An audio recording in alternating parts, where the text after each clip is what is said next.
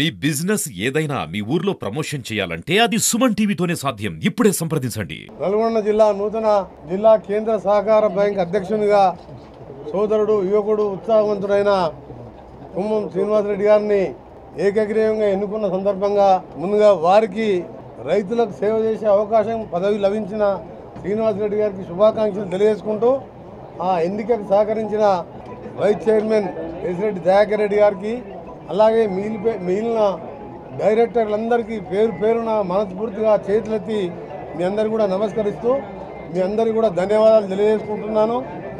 రాజగోపాల్ రెడ్డి గారి ప్రాతినిధ్యం వహించే మునుగోడు కాన్ఫరెన్స్కి వెళ్ళి ప్రతినిత్యం ప్రజలకు అందుబాటులో ఉంటూ కోఆపరేటివ్ బ్యాంక్ చైర్మన్ అయినా పదవులు ఉన్నా లేకున్నా ప్రజల కోసం పనిచేసే ఒక యువకుని రైతులకు సేవ చేసే అవకాశం కల్పించిన డైరెక్టర్లను చూసినందుకు నిజంగా మాకు బాగా సంతోషం వ్యక్తం చేస్తూ నల్గొండ బ్యాంకు ఉమ్మడి నల్గొండ జిల్లా అంటే ఇవాళ Nagarjuna sir project AMRP project అన్నిటిలో బత్తాయి తోటలు కానీ మామిడి తోటలు కానీ వరిలో కానీ వ్యవసాయ రంగంలో మంచి పేరుగాంచిన ప్రసిద్ధిగాంచిన రైతులున్న జిల్లా ఇది. దీనికి జిల్లా అధ్యక్షుడు కావడం అదృష్టం. శ్రీనివాసరెడ్డి గారికి ఒకటే కోరుతున్నా, నా పూర్తి సహకారం ఉంటుంది, ఉత్తమ్ కుమార్ రెడ్డి గారి సహకారం ఉంటుంది, మిగతా రాజగోపాల్ రెడ్డి గారు మిగతా ఎమ్మెల్యేల సహకారం, గౌరవ ముఖ్యమంత్రి గారి సహకారం, మా అందరి సహకారం ఉంటుంది.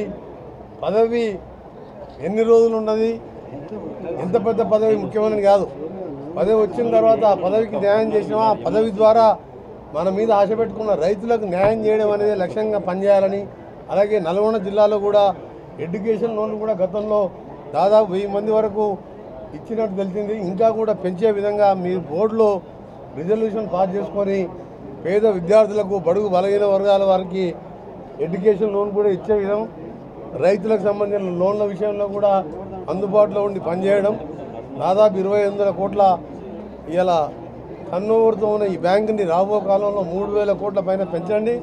తప్పకుండా రైతు ప్రభుత్వం ఇందిరమ్మ రాజ్యం ఎవరు ఊహించని విధంగా ఇంకా వారం 10 రోజుల ప్రక్రియ ప్రారంభం కాబోతున్నది.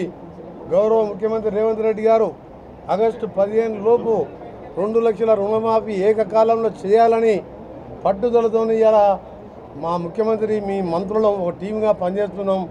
వారం రోజుల తర్వాత ఆ ప్రాసెస్ స్టార్ట్ అవుతున్నది. అందరూ చాలామంది అది అయినప్పుడు లెక్క లేదన్నారు. గతంలో 1 లక్ష రుణమాఫీ చేస్తే దాన్ని 6 వాయిదా 7 వాయిదాల్లో చేస్తే బ్యాంకు వానికి వడ్డీకే సరిపోయింది. కానీ ఏకకాలంలో వచ్చే వారం నుంచి ఆగస్టు 15 అన్నాం, కానీ 15 లోపే అందరికి కూడా దాదాపు 32,000 కోట్ల రూపాయల రుణమాఫీ చేయబోతున్నాం. ఇది ఇందిరమ్మ రాజ్యం. ఇది తెలంగాణ ఇచ్చిన కాంగ్రెస్ పార్టీ రైతు పక్షపాతి అని చెప్పడానికి ఇది ఒక ఉదాహరణ. 2005 రాజశేఖర రెడ్డి గారు ముఖ్యమంత్రి ఉన్నప్పుడు మన్మోహన్ సింగ్ గారు ప్రధానమంత్రిగా యూపీఏ చైర్పర్సన్ ఏకకాలంలో 5 లక్షలున్నా 6 లక్షలున్నా రుణమాఫీ చేసి దేశవ్యాప్తంగా 70,000 కోట్ల రుణాలు చేసింది 75 ఏళ్ల చరిత్రలో యూపీఏ ప్రభుత్వం. ఉపాధి హామీ లాంటి పథకాలు పెట్టడం, ఈ 70,000 కోట్ల రుణమాఫీ చేసి ఇవాళ 32,000 కోట్లు చేస్తున్నాం.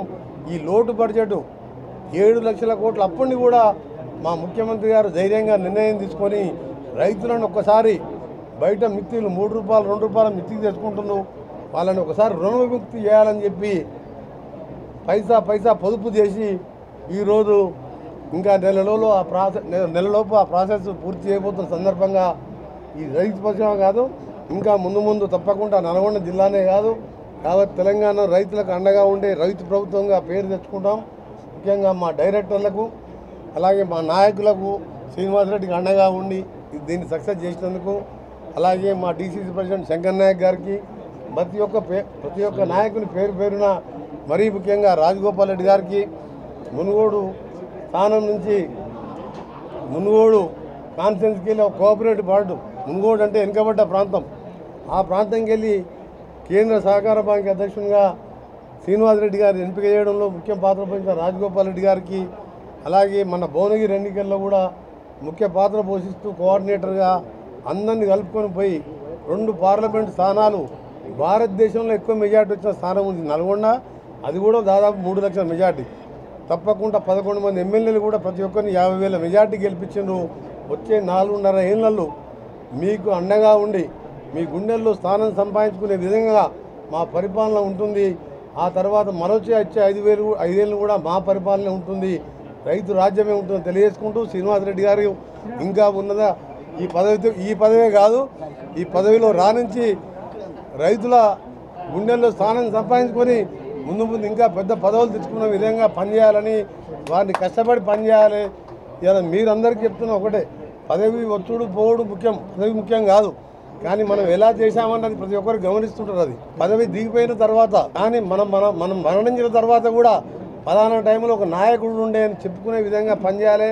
శ్రీనివాసరెడ్డి గారు all the best. Thank you. నూతన చైర్మన్గా నన్ను ఎన్నుకున్నందుకు నల్గొండ జిల్లాకు ఉమ్మడి నల్గొండ జిల్లా సంబంధించిన డైరెక్టర్లందరికీ, మా వైస్ చైర్మన్ గారికి, మరియు ముఖ్యంగా నాకు ఈరోజు ఈ స్థానాన్ని కల్పించడానికి అన్ని రకాలుగా నన్ను ఈ ముందుండి నడిపించిన మా అన్న పెద్దలు మంత్రివర్యులు కోమటిరెడ్డి వెంకటరెడ్డి గారికి మరియు ఉత్తమ్ కుమార్ రెడ్డి గారికి, మా పెద్దన్న ఇలా ఆరోగ్యం బాగలేక రాలేకపోయినారు కోమటిరెడ్డి రాజగోపాల్ రెడ్డి గారికి, జిల్లా శాసనసభ్యులకు, పార్లమెంటు సభ్యులకు అందరికీ కూడా పేరు పేరున ధన్యవాదాలు తెలియజేస్తాం. అలా జిల్లా కాంగ్రెస్ పార్టీ అధ్యక్షులకు మరియు జిల్లాలో ఉన్న కాంగ్రెస్ పార్టీ కార్యకర్తల నాయకులందరికీ కూడా పేరు పేరున ధన్యవాదాలు తెలియజేస్తా ఉన్నాను.